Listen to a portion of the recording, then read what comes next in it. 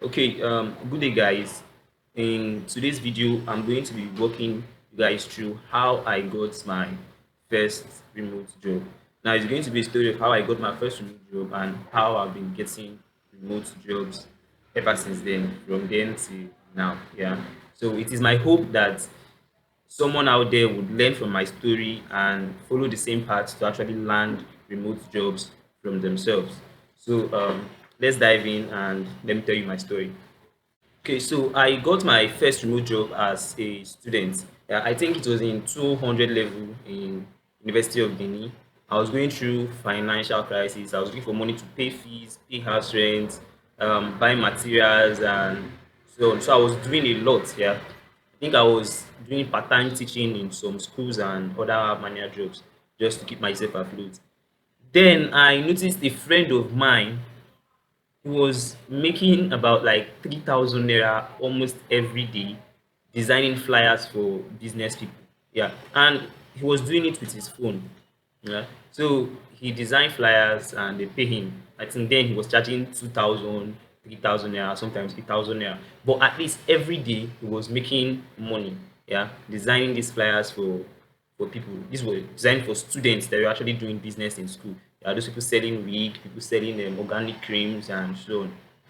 So I picked an interest in it because I wanted to make money, not for like passion or anything. I just wanted to do something that would be giving me money. Instead of going to teach part time in schools, I needed something I can quickly do and still have time for my own studies here. So I told him to teach me, and he asked me to download Pixel Lab. Yeah. So I downloaded it, and he kind of like put me through, asked me to go to YouTube, and I was designing some random designs. He would correct me. He also introduced me to Canva. Yeah. Then it was actually Pixel Lab. Yeah. So by then we worked our way up. I found out about Canva, and I was designing. He would correct. Then I also started doing some free works for my close friends. Yeah, I would design some free stuff for them and they would say it was great. I was doing that and posting it on my status. And that's why I started getting clients, design clients. And I started charging the same amount he was charging, 2K, 3K. And I think that was the closest thing I got to a remote job, my first remote job, because it was enough for me to quit some of my part-time jobs and actually give me more time for school. So I was designing flyers and logos for clients for 3K, you know, and then he started doing brand designs and they were paying like 20 to 30K, and I was interested in that one too. But then you need a system to actually do stuff like that. So I just stopped my flyer and logo designs using my phone. Yeah. So moving forward, I started writing stories on Facebook.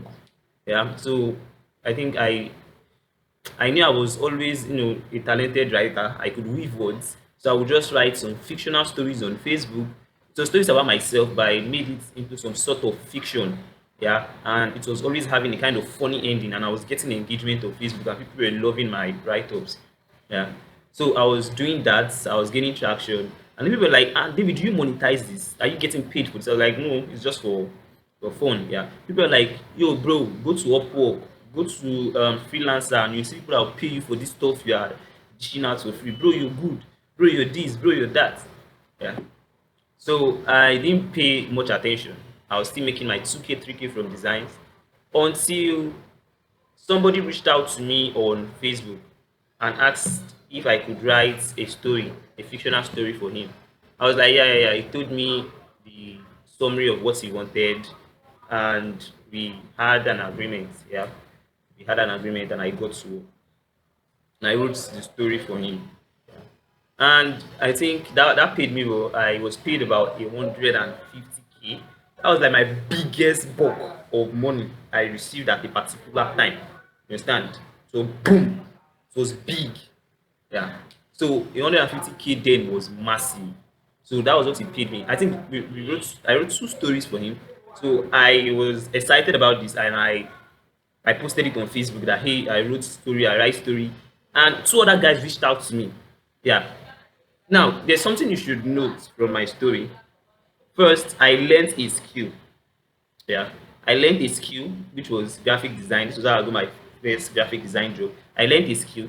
I started talking about my skill, posting it on WhatsApp for friends and families, and that was how I started getting referrals for graphic design job. So I had a skill, yeah. I started designing for free, thereby creating a portfolio,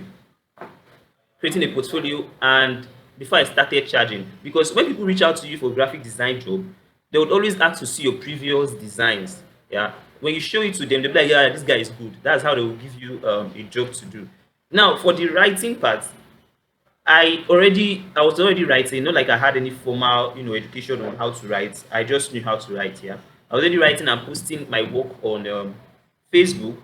So Facebook was kind of like my portfolio, and it was like I was building a public kind of, yeah. So people saw my write up, and that was what prompted them to reach out to me. Yeah. So this is how I got my first freelance, or should I say remote job, as a graphic designer and then as a writer. Now, one of the guys that reached out to me would go on to have a deal, and I started writing like motivational books for him. Yeah. So it turns out that he was on Upwork. He gets these jobs from foreign clients and he brings them to me. I think we were like five in a group he created. So he gives us different topics to write, and writes this. It sums up to a motivational book of some sort, and we get paid. Now, at that point, I think it was paying us, was it 10 naira per word? Between 7 to 10 naira per word. That was what he was paying us. 7 to 10 naira per word. But I know it's small, but it was big for me. Now this is 200 level. I think we're talking corona period. Yeah, that was 2020, 2020ish. Now so basically then my the remote job I got was from writing. So writing was paying me majorly, and graphic design was on the side.